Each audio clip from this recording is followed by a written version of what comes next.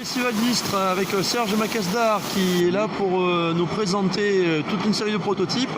Je te propose de nous présenter d'abord Karman Swap, c'est ça? Ouais, Karman, ça fait un moment qu'il est en développement, il est sa V8 là déjà, donc là on l'a posé, c'est bon, il tourne bien. Les illus sont terminés, sont magnifiques, elles sont de Gaël Lanurien comme d'habitude, et il s'est gavé littéralement là-dessus. Il a le bestiaire bien en tête, bien dans la main, et donc c'est un régal. De work quasi finish.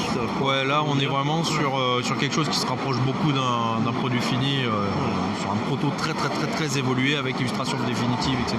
On est toujours dans l'univers de Seeders. Ouais.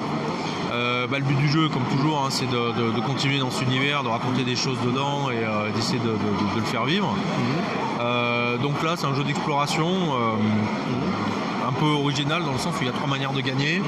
Donc le but du jeu, c'est de coloniser des planètes sur lesquelles on va poser des créatures. Ces créatures ont à la fois une valeur et une capacité qui est activée directement à la pose.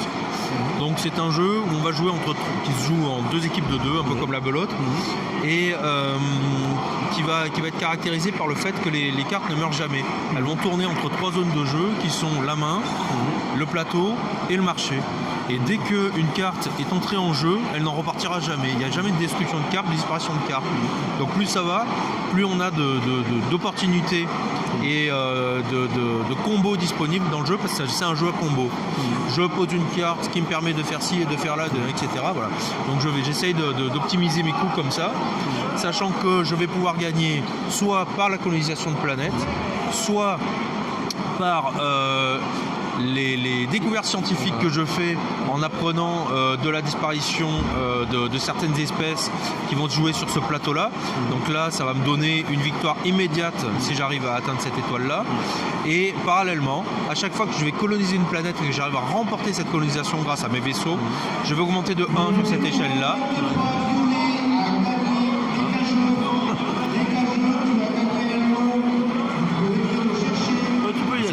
Et donc voilà, et du coup on va remporter éventuellement le jeu en colonisant des planètes, 4 planètes. D'accord.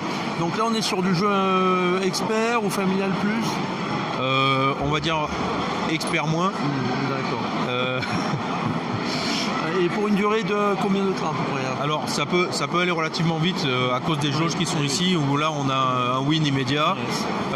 Donc là, coloniser 4 planètes ou détruire des créatures, 5 créatures d'affilée, ça peut aller relativement vite.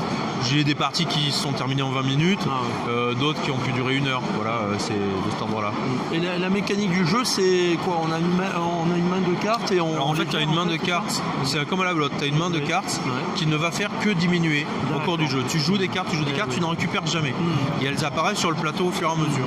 Donc tu vas avoir voilà, un jeu vraiment d'opportunités augmentant avec ta main qui diminue. D'accord. Voilà. Et après, ces cartes, elles retournent toujours en jeu. Hein, plus ou moins, elles restent tout le temps, soit sur les planètes, soit dans le marché.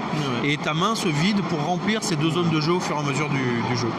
Voilà. Et ça reste un jeu de combo. C'est pour ça que c'est pas un jeu familial, familial joueur, quoi. Voilà. Mais ça se joue quand même bien. Ça n'a rien à voir avec un Exodus ou on n'est pas sur des formats de jeu identiques, pas du tout, ça n'a rien à voir. Merci pour cette présentation et puis on va essayer de lancer une autre petite capsule. Ça va. Allez, ciao. Ciao.